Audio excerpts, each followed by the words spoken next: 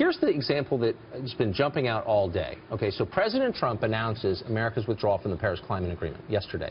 And the rhetoric on cable television got so overheated that fire alarms likely went off in studios all over the city of New York. Here's a representative selection of what happened. Watch. What happened yesterday on the climate issue is an embarrassment to a country. It should be an embarrassment to him personally for how he answers to his grandchildren. People are going to die. Habitat will be destroyed. Seas will rise. Insects will spread. We haven't been present this psychological trouble in this way since at least Richard Nixon.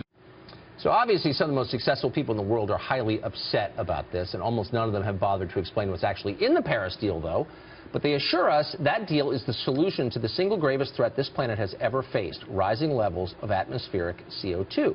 They're dead serious about that. You can tell by the outraged looks on their faces and the purple rhetoric.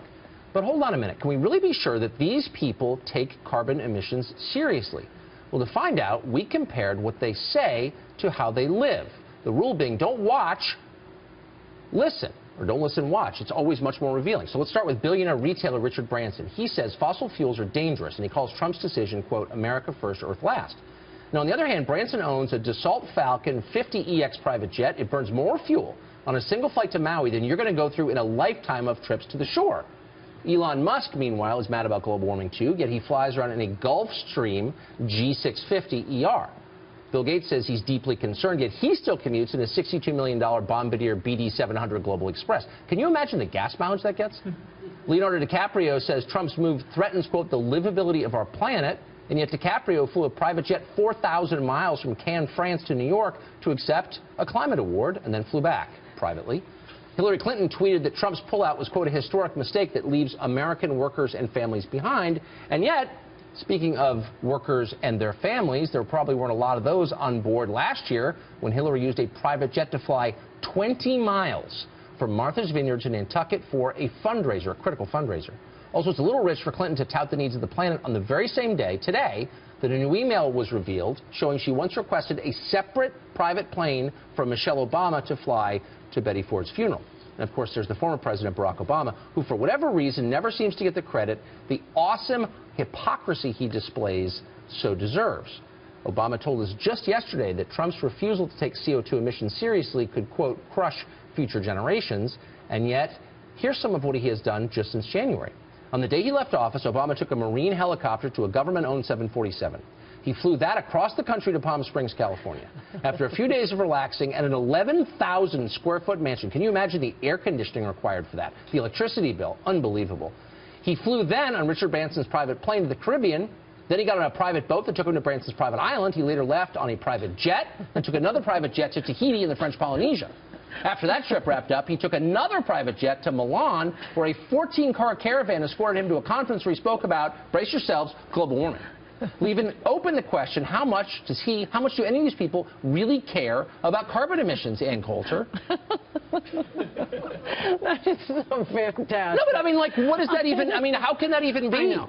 No, I know. And it isn't like the hypocrisy that conservatives can sometimes be caught with. We know we're all sinners. Sometimes Christian conservatives aren't going to live up to that. But it's these things you can't say, oh, I slipped. When a televangelist gets caught doing something immoral, they cry and they apologize. Maybe they do it again. Maybe it's hypocrisy. I'm not defending it. But it's not. But there's a recognition. This would be like your Christian conservative running a brothel as his job. And then not apologizing for it. It's like I bought brothel offsets to make it okay. Right, and we've been being we've been being told since, well, only by Al Gore since 1992 that if we don't act instantly, the planet will be, it's a catastrophe, it'll be over. I mean, this shows, how long ago was that movie, The Day After Tomorrow? That has to at least be a decade old. You know, when Jake Gyllenhaal was hiding in the New York Public Library. But we didn't do any of this stuff. So it's, you know, 30 years with Al Gore. It's 10 years from The Day After Tomorrow.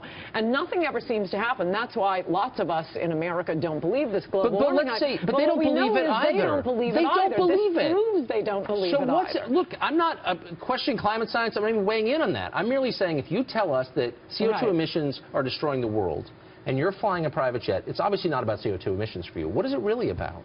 Oh, power, control, keeping the little people down. They want us to live like Druid. It's part of their Druidical religion because they don't have a real religion. Huh.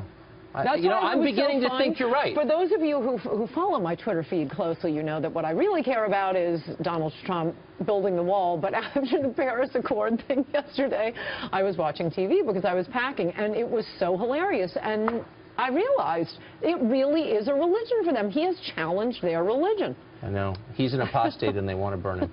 Ann Coulter, thank you for that. Thank you.